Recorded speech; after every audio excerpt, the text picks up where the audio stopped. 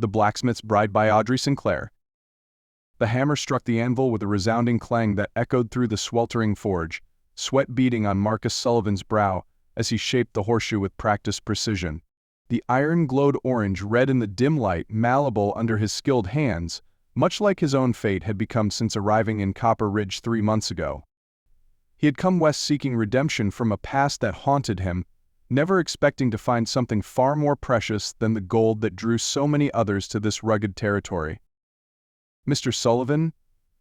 The voice was soft but clear, cutting through the rhythmic sounds of his work like a bell through thunder. Marcus looked up, his dark eyes meeting the most remarkable pair of green ones he had ever seen. The woman standing in the doorway of his smithy wore a simple blue dress that complemented her auburn hair, pinned back in a practical style that somehow made her appear both proper and approachable.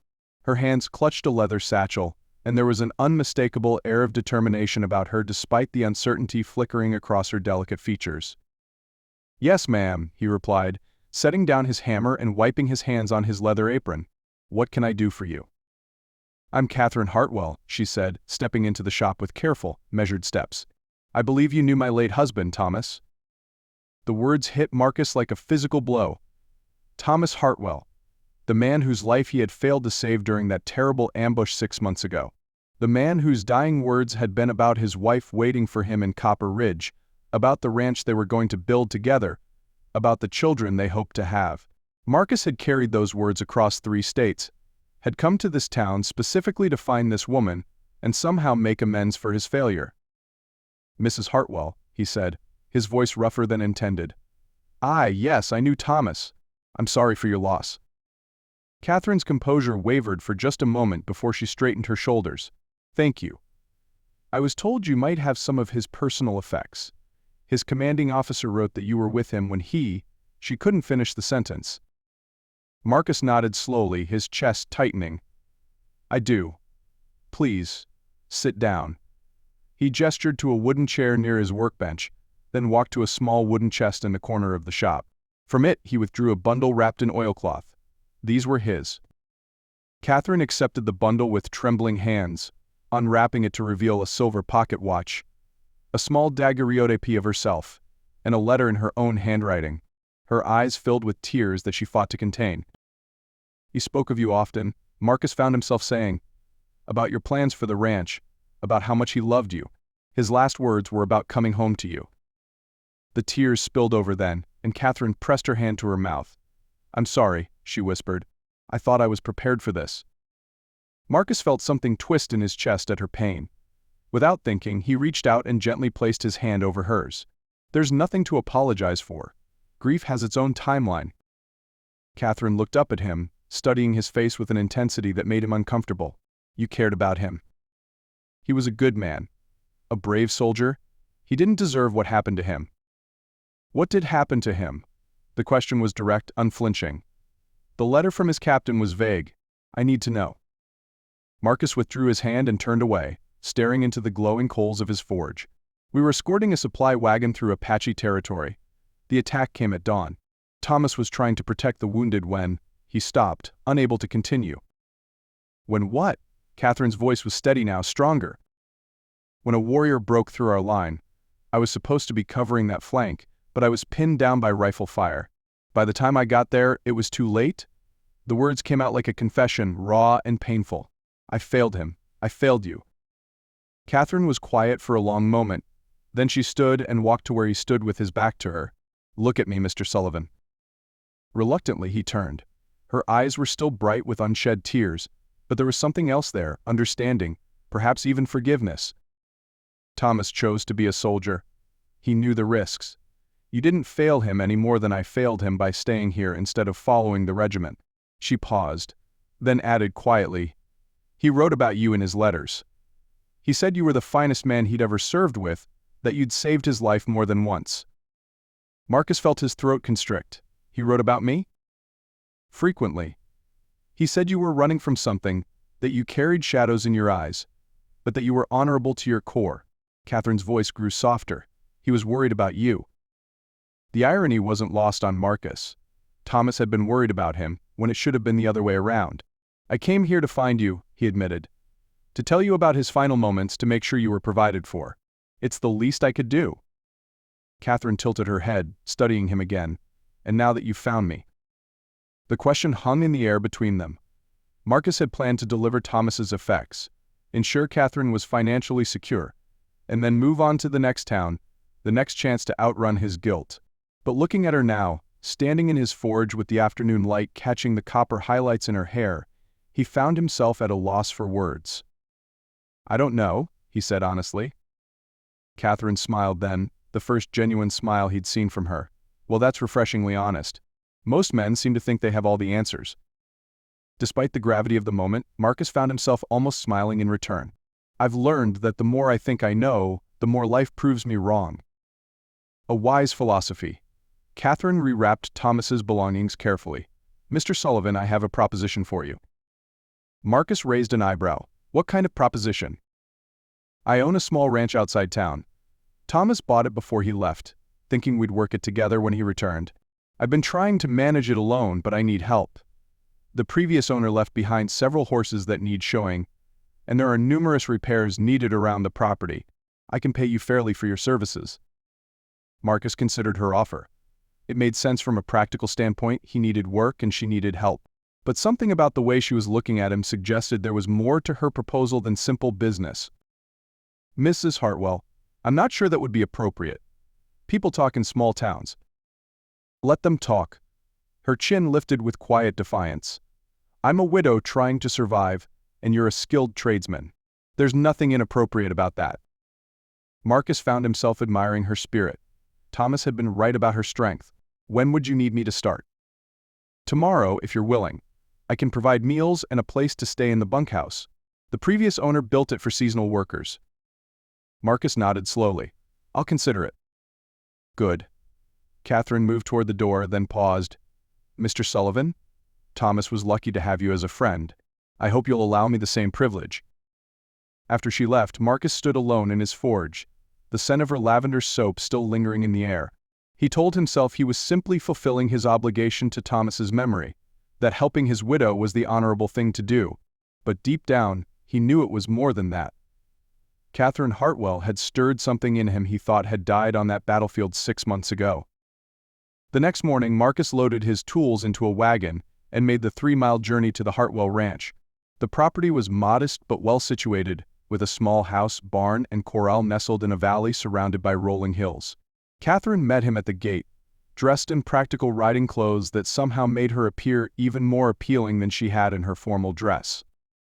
"Welcome to Willow Creek Ranch," she said, gesturing toward the buildings. "I know it's not much, but Thomas saw its potential." Marcus surveyed the property with a professional eye. The buildings were sound but needed maintenance, and the fencing required significant repair. "It's a good piece of land. With some work, it could be quite profitable." "That's what I hoped you'd say." Catherine led him toward the barn. "The horses are in here. As you can see, they're overdue for new shoes."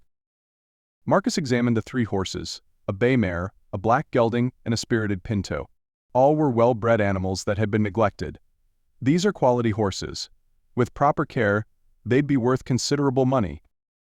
Thomas always said I had a good eye for horses." Catherine ran her hand along the bay mare's neck. "I grew up on a horse ranch in Kentucky before my family moved west. I know good breeding when I see it." Over the following weeks, Marcus fell into a routine at Willow Creek Ranch. He rose before dawn to tend the horses, spent his days repairing fences and buildings, and often found himself sharing meals with Catherine. She was an excellent cook, and their conversations over dinner became the highlight of his day. Catherine was unlike any woman he had ever known. She was intelligent and well-read, with opinions on everything from politics to literature. She could discuss the latest developments in the cattle industry with the same passion she brought to analyzing a poem by Walt Whitman. Yet she was also practical and hardworking, unafraid to get her hands dirty when the situation required it. "You're quiet tonight," Catherine observed one evening as they sat on the porch after supper, watching the sun disappear behind the mountains. Marcus had been thinking about Thomas, about how lucky his friend had been to find such a woman. "I was thinking about your husband." Catherine was quiet for a moment. "What about him?" "He was a fortunate man to have won your love." Catherine turned to look at him, her expression unreadable in the gathering dusk. Love isn't something you win, Mr. Sullivan. It's something you choose, every day, despite the risks. And you chose Thomas. I did. Just as he chose me. She paused, then added quietly, we were both running from something when we met. He from the war, me from a life that felt too small for my ambitions. We found in each other the courage to build something new. Marcus found himself leaning forward, drawn by something in her voice. What were you running from? An arranged marriage to a banker's son in St. Louis. My parents thought it was a good match, but I couldn't bear the thought of a life spent pouring tea and making polite conversation about the weather. Catherine's voice grew stronger. I wanted adventure, purpose, a chance to create something meaningful. Thomas understood that. And now? Catherine met his eyes directly. Now, I'm still running, I suppose. But towards something this time rather than away from it.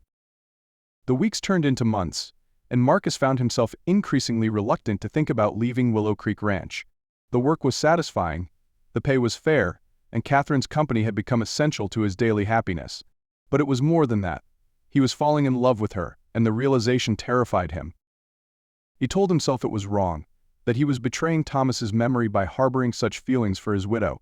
But as he watched Catherine work with the horses, her face glowing with satisfaction as she gentled a particularly skittish colt, he knew his feelings were beyond his control. The crisis came on a rainy October afternoon. Marcus was working in the barn when he heard Catherine cry out. He rushed outside to find her struggling with a loose bull that had wandered onto the property from a neighboring ranch. The animal was agitated, pawing the ground and snorting menacingly as Catherine tried to back away slowly. Without thinking, Marcus grabbed a rope from the barn and positioned himself between Catherine and the bull. "Get behind me," he commanded, his voice steady despite his racing pulse. "Marcus, be careful," Catherine called out, fear evident in her voice. The bull charged, and Marcus barely managed to slip the rope around its neck and secure it to a fence post. The animal bucked and fought against the restraint, but Marcus held firm until it finally calmed down. "Are you hurt?" Catherine asked, rushing to his side as soon as the danger had passed. "I'm fine," Marcus replied, though his hands were shaking from the adrenaline. "What about you?" "I'm all right, thanks to you." Catherine's eyes were bright with unshed tears. "Marcus, if something had happened to you." She didn't finish the sentence, but she didn't need to. Marcus could read the emotion in her eyes, could feel the electricity in the air between them. Without thinking, he reached out and cupped her face in his hands. "Catherine," he said softly, and then he was kissing her. The kiss was gentle at first, tentative, as if both of them were afraid of what they were feeling. But then Catherine's arms came around his neck, and the kiss deepened, becoming something hungry and desperate, and full of months of suppressed longing. When they finally broke apart, both were breathing hard. Catherine's cheeks were flushed, and her eyes were bright with tears. "I can't," she whispered. "This is wrong, Thomas." "Thomas is gone," Marcus said gently, still holding her face in his hands.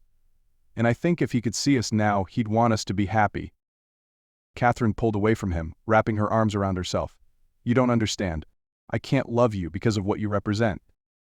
Marcus felt as if she had struck him. "What do you mean?" "You were there when he died. Every time I look at you, I'm reminded of what I lost."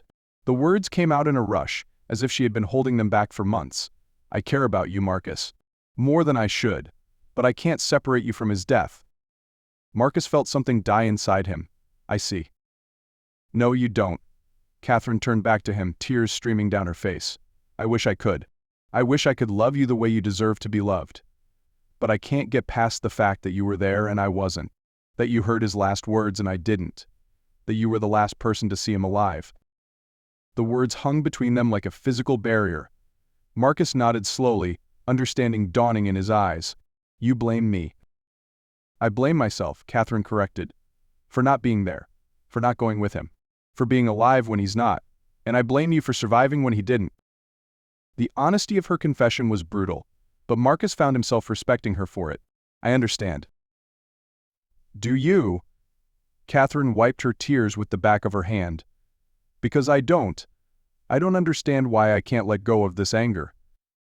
I don't understand why I can't accept that war is random and cruel and that good men die while others live. I don't understand why I can't allow myself to be happy." Marcus stepped closer to her, his voice gentle. "Because you're human. Because you loved him. Because grief doesn't follow a schedule or obey logic. Catherine looked up at him, her eyes searching his face. How do you bear it? The guilt. Some days I don't, Marcus admitted. Some days I think about riding out of here and never stopping. But then I remember that Thomas asked me to take care of you, and I realize that maybe this is my chance to do something right. He asked you to take care of me? Marcus nodded. His exact words were, tell Catherine that I love her. Tell her to be happy. And Marcus, don't let her face this alone. Catherine stared at him for a long moment, then broke down completely. Marcus caught her as she collapsed against him, her body racked with sobs. He held her quietly, letting her cry for the husband she had lost, for the life they would never have together, for the confusion and guilt that had consumed her for months. When her tears finally subsided, Catherine pulled back to look at him. I want to try, she said softly. I want to try to move forward, but I need time. Marcus nodded. We have time. Do we? Catherine's voice was uncertain. You could leave tomorrow. Find work in another town, start over somewhere else. I could, Marcus agreed, but I won't. Not unless you ask me to. Catherine studied his face for a long moment, then made a decision that surprised them both. Marry me. Marcus stared at her. What? Marry me, Catherine repeated, her voice growing stronger. Not for love, not yet, but for partnership, for companionship, for the chance to build something together. Marcus felt his pulse quicken. Catherine, you don't have to. I'm not proposing out of obligation, she interrupted. I'm proposing because I believe we could make each other happy, because I trust you, because I think Thomas would approve. Marcus considered her words carefully. It wasn't the declaration of love he had hoped for, but it was something else, a promise, a beginning, a chance to prove that two broken people could heal each other. Yes, he said finally. Yes, I'll marry you. They were wed 3 weeks later in a simple ceremony at the local church. Catherine wore a pale yellow dress that brought out the gold flecks in her green eyes, and Marcus wore his only good suit, his hand steady as he slipped the ring onto her finger. The months that followed were a time of quiet discovery. They learned each other's habits and preferences, shared stories of their pasts, and slowly began to build a life together. Marcus expanded his blacksmithing business, taking on clients from neighboring towns, while Catherine focused on building up the ranch's horse breeding program. They were partners in every sense of the word, working side by side during the day and sharing quiet evenings on the porch. Their relationship was marked by respect and growing affection, but the deeper intimacy they both craved remained elusive. The breakthrough came on a cold December night. Marcus woke to find Catherine sitting by the window, staring out at the snow-covered landscape. She was crying silently, her shoulders shaking with suppressed sobs. Catherine? He sat up, concerned. What's wrong? I dreamed about him, she whispered. About Thomas. We were young again, back in Kentucky, and he was asking me to dance. When I woke up, I couldn't remember his voice. Marcus got out of bed and knelt beside her chair. That's natural. Memory fades with time. But I don't want it to fade. Catherine turned to him, her eyes bright with tears. I don't want to forget him. I feel like I'm betraying him by being happy with you. Marcus took her hands in his. Catherine, love isn't finite. Loving me doesn't diminish what you felt for Thomas. It doesn't dishonor his memory. How can you be so sure? Because I loved him too, Marcus said simply. He was my friend, my brother in arms. I would never dishonor his memory by making you unhappy. Catherine searched his face in the moonlight. Marcus, I need to tell you something. These past months, being your wife, I've been happier than I thought possible, and that terrifies me. Why does it terrify you? Because I'm starting to love you, she whispered. Really love you, not just care for you or appreciate you. And I'm afraid that means I'm letting Thomas go. Marcus felt his chest tighten with emotion. Catherine, look at me. Thomas is gone, but he's not forgotten. He's part of who you are, part of what made you the woman I fell in love with. You don't have to choose between honoring his memory and being happy. Catherine was quiet for a long moment, then she stood and took his hand. Show me, she said softly. Show me how to love you without forgetting him. Marcus rose and cupped her face in his hands, kissing her with all the tenderness and longing he had held back for months. This time, Catherine didn't pull away. Instead, she melted against him, her hands fisting in his shirt as she kissed him back with equal fervor. When they finally broke apart, both were breathing hard. Catherine's eyes were bright with tears, but this time they were tears of joy rather than sorrow. "I love you," she whispered. "I love you, Marcus Sullivan, and I'm not going to apologize for it anymore." Marcus felt his own eyes fill with tears. "I love you too, more than I ever thought possible." They made love that night with a passion that had been building for months, finally allowing themselves to be completely vulnerable with each other. Afterward, as they lay entwined in their bed, Catherine spoke quietly into the darkness. "I think Thomas would approve," she said. "I think he'd be glad we found each other." Marcus tightened his arms around her. "I think so too." Spring came early to Copper Ridge that year, and with it came a sense of renewal and possibility. Marcus and Catherine's marriage had evolved into something deeper and more satisfying than either had dared hope. They worked together with the easy rhythm of true partners, their love growing stronger with each passing day. One morning in early May, as Marcus was shoeing a particularly fractious horse, Catherine appeared in the doorway of the barn with a secretive smile on her face. "I have news," she announced, her eyes sparkling with excitement. Marcus set down his tools and wiped his hands on his apron. "What kind of news?" Catherine walked over to him, her hands pressed against her stomach. "The kind that means we'll need to add a nursery to the house." Marcus stared at her for a moment, then broke into a grin that threatened to split his face. "Really?" "Really." Catherine laughed as Marcus swept her into his arms and spun her around. "I saw the doctor yesterday. We're going to have a baby in the fall." Marcus set her down gently, his hands trembling as he placed them on her still flat stomach. "A baby?" he repeated, wonder in his voice. "Are you happy?" Catherine asked, suddenly uncertain. "Happy?" Marcus looked up at her, his eyes bright with unshed tears. "Catherine, I've never been happier in my life." They stood there in the barn, holding each other and marveling at the miracle of new life, both knowing that their child would be raised with stories of Uncle Thomas and the love that had brought them together. As the months passed and Catherine's pregnancy progressed, Marcus found himself thinking often about the twists of fate that had brought them together. He had come to Copper Ridge seeking redemption and had found something far more precious, a love that had transformed them both. Their daughter was born on a crisp October morning, with auburn hair like her mother's and dark eyes like her father's. They named her Hope, for the future they were building together, and Thomas, for the friend whose memory had brought them together. As Marcus held his daughter for the first time, with Catherine sleeping peacefully beside them, he found himself thinking about the man who had made this moment possible. Thomas Hartwell had been right about so many things, about Catherine's strength, about the importance of not facing life alone, about the power of love to heal even the deepest wounds. "Thank you," Marcus whispered to his old friend's memory. "Thank you for bringing us together." Catherine stirred in her sleep, and Marcus leaned down to kiss her forehead. Outside, the wind was picking up, carrying with it the promise of winter and the cycle of seasons that would mark their life together. But inside their small house, surrounded by the warmth of love and the hope of tomorrow, Marcus Sullivan had finally found his redemption, not in the form he had expected, but in the love of a remarkable woman and the family they were building together. The blacksmith's bride had become so much more than either of them had dared to dream, and their love story would be told for generations to come in the small town of Copper Ridge, where two wounded souls had found healing in each other's arms.